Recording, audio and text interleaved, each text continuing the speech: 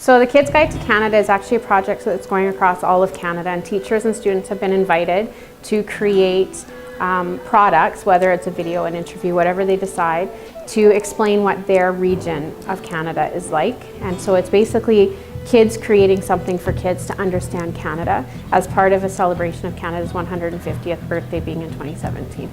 So we looked at the overarching question for inquiry of being, what do our stories tell about the history of Canada, and how has it influenced the way we are today? And we went to Amy Quintal and to TJ Skalski and we said, hey, this is what we're thinking.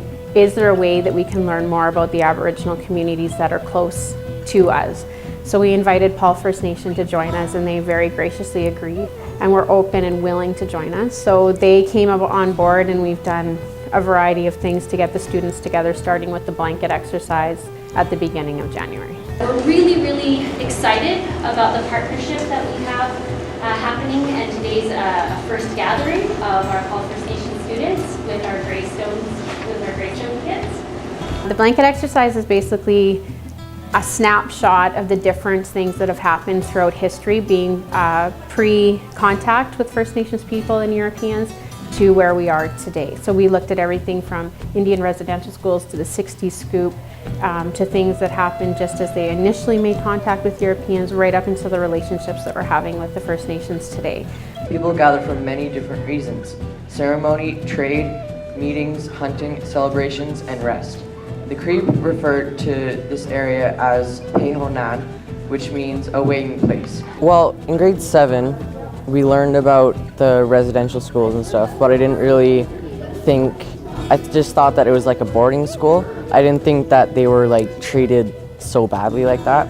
I also didn't know that they actually became friends, the Europeans and the natives, the First Nations, and they signed peace treaties, friendship treaties, and then all of a sudden the Europeans thought that they were a problem and they didn't want them to be there anymore, so they put them on reserves. I just thought that they didn't want them, so they take over their land, and not they actually became friends, which is more harder because it's like your best friend betraying you. It was different because when you read about it or you hear about it, you notice that it's bad, but when you feel it, you really kind of notice that what's happening is really wrong. So if they wanted a better understanding of this topic, then this exercise is a good way to learn more and to have a deeper appreciation for this.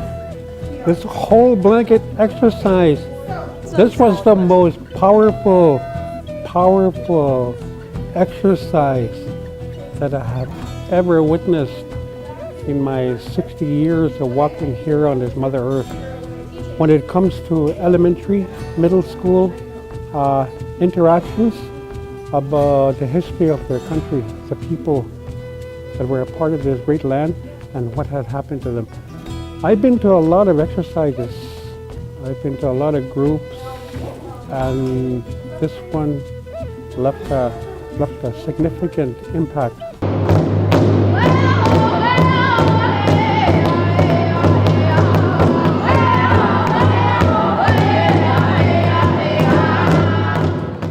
So last week we had 1.5 of our classes from Greystone's grade 5 group come in, and they spoke or listened to Dennis Paul speak about various topics related around the questions that the students were asking. Thank you, Autumn. What are some of the things that we eat in our culture? Foods. Let's talk about the main staple, because in Canada Food Guide there's main staples. Our main staple as Nakota people is fish. My role is to provide insight, information on tribal history, Indian policy, the relationship between the two entities here with First Nations, Indigenous people and groups, and the Government of Canada, represented by the British Crown and Canada's Constitution. today was really, really special. I got to see how fun this is, and also I learned about someone else's culture. This is all new ground, and I think everyone's having a ton of fun together and learning from each other, making new friends, coming together. Just watching the kids, I can just see their eyes light up and how happy they are to be here together and enjoying new things. Snowy is walk pop. That one's an easy one. Let's all try it together. Walk pop. Greystone has now came here for 2 consecutive weeks. Last week we had an elder come in and talk about the history of Paul First Nation School. And this week we had another elder come in and do a teaching. And we had our students teach the Greystone students about Cree and Stoney. Today we were learning how to say the Stoney prayers for the school and stuff like that, and learning some numbers and all stuff like that. I like to teach in the Greystone because they know how to speak the Stoney in the language, and they could show their parents how to say mom and dad in Stoney. When I was asking them how to say the numbers in Cree, they did it good. Number 1 is Bayak, number 2 Niso, number 3 Nisto, number 4 Newo, number 5 Nianan, number 6 Niktukawasik, number 7 Depakop, number 8 Nianan, number 9 Kikamitatat, number 10 Kitatat. When we go back to school, they're really intrigued by what they've seen, and they want to know more, and they want to continue with the relationship. A lot of them have started to kind of build little friendships with the Paul First Nation students, and they want to know when they get to come and see them again.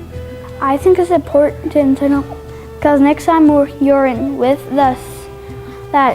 people of that culture, you know how they will act, or most likely will, and what they eat. It helps me relate to them better and make better friends with them. Indigenous and Western ways of knowing are 2 different worlds, and I think the more we can bring people together and become friends, the more inclusive our communities will be. Parkland School Division, where the world opens up.